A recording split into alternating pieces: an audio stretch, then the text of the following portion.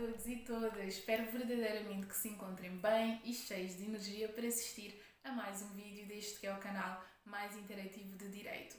Antes de passarmos para o vídeo, quero aproveitar para desejar-vos boas entradas e que 2022 seja um ano repleto de muitas conquistas, mas acima de tudo de muita saúde e paz interior.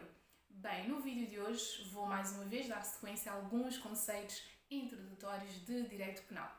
Hoje vou abordar alguns conceitos de Direito Penal, desde o princípio da tutela ou da proteção dos interesses nacionais, o princípio da universalidade ou da aplicação universal, o princípio da dupla incriminação e princípio da especialidade e, por fim, o princípio da administração supletiva da justiça penal.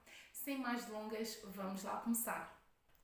Bem, centrando no primeiro ponto deste vídeo, que são então alguns princípios de direito penal, começando pelo princípio da tutela ou da proteção dos interesses nacionais. Aqui, quando se fala do princípio da tutela ou da proteção dos interesses nacionais, pressupõe estarmos a falar deste princípio quando estamos, por exemplo, perante crimes expressamente consagrados no artigo 5º, número 1 do Código Penal, do CP. Crimes esses que o Estado português entende que feriram a sensibilidade jurídica nacional. No fundo, tratam-se de crimes que põem em causa valores ou interesses fundamentais do Estado português. Assim, a factos penalmente relevantes ocorridos em território nacional, a lei portuguesa é competente para o julgar por força do princípio da territorialidade. Acresce que este princípio é complementado pelo princípio do pavilhão ou da bandeira, pelo qual, independentemente do espaço aéreo ou das águas, a lei penal portuguesa também se aplica a factos praticados no interior de, por exemplo, navios com pavilhão português ou a bordo de aeronaves registadas em Portugal.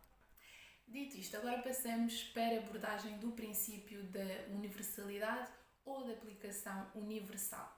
Bem, aqui invoca-se o princípio da universalidade ou da aplicação universal quando, por exemplo, se trata de crimes que, de alguma forma, todos os Estados têm interesse em punir.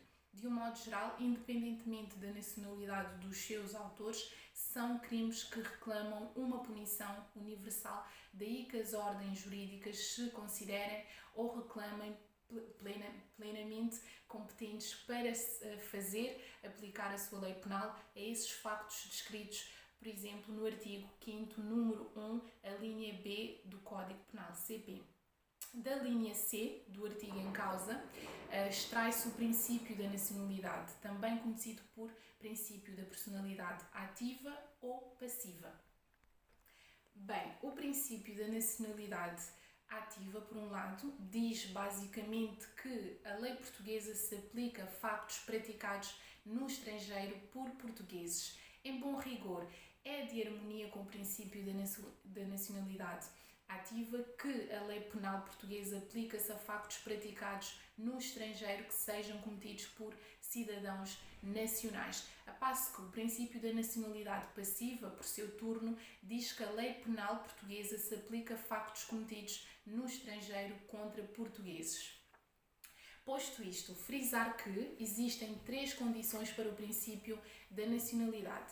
A primeira condição é que os agentes sejam encontrados em Portugal conforme o artigo 5º, número 1, a linha B do Código Penal, CP. A segunda condição é que os factos criminosos sejam também puníveis pela legislação do lugar em que foram praticados, salvo quando nesse lugar não se exerça poder punitivo.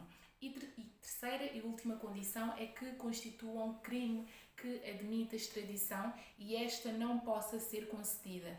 Sublinhar que não se admite a extradição de cidadãos nacionais é de realçar ainda que esta condição só funciona cumulativamente quando se trate de um caso de nacionalidade exclusivamente passiva, quando se trate, por exemplo, de um crime praticado no estrangeiro por um estrangeiro contra um português. Dito isto, passamos para o princípio da dupla incriminação e princípio da especialidade. Aqui, o princípio da dupla incriminação significa que só é admitida a extradição se o Estado português considerar também crime o facto pelo qual se pede a extradição ou o facto que fundamenta a extradição. Por outro lado, o princípio da especialidade significa que a extradição só pode ser concedida para o crime que fundamenta o seu pedido, não podendo o extraditado ser julgado por uma infração diferente e anterior à que fundamenta o pedido de extradição. Por outro lado, também em princípio não se admite a extradição quando seja prioritariamente aplicável a lei penal portuguesa. Bem, dito isto, passamos para o último ponto deste vídeo, que é então o princípio da administração supletiva da justiça penal, que se encontra previsto no artigo 5º, número 1, a linha E do Código Penal CP. Aqui, este princípio admite que o Estado português julgue um criminoso que tenha cometido um crime no seu país de origem contra um cidadão desse país e fuja para Portugal. Temos que é preciso atender a alguns pressupostos. Desde logo, que o agente se encontre em Portugal, que a extradição seja pedida e que seja então possível a extradição, mas não seja admitida. Bem, neste âmbito, o artigo 6º do mesmo diploma define as condições gerais de aplicação da lei penal portuguesa a factos cometidos por estrangeiros. Temos então aqui um princípio bastante presente, que é o princípio de que ninguém pode ser responsabilizado por um facto mais do que uma vez, conforme o artigo 29 da Constituição da República Portuguesa, CRP. Por outro lado, o artigo 6º, número 2 da CRP, depois de ver que a lei penal é competente, tem-se que ter em atenção a lei do lugar onde o facto foi cometido e mais favorável, obviamente, mas que puna ao mesmo tempo o facto. Mas é muito importante ter presente que as condições do artigo 6º, número 2 do Código Penal do CP não funcionam quando está em causa o princípio da proteção dos interesses nacionais, conforme o artigo 6º, número 3 do mesmo diploma. O artigo 6º, ainda do mesmo diploma, só tem conexão com o artigo 4, também do mesmo diploma, e com os princípios da universalidade ou proteção de interesses nacionais e nacionalidade. E chegamos ao fim de mais um vídeo. Muito obrigada por estarem desse lado. Já sabem, se ainda não subscreveram o canal, aproveitem para fazerem-no agora. Já fizeram?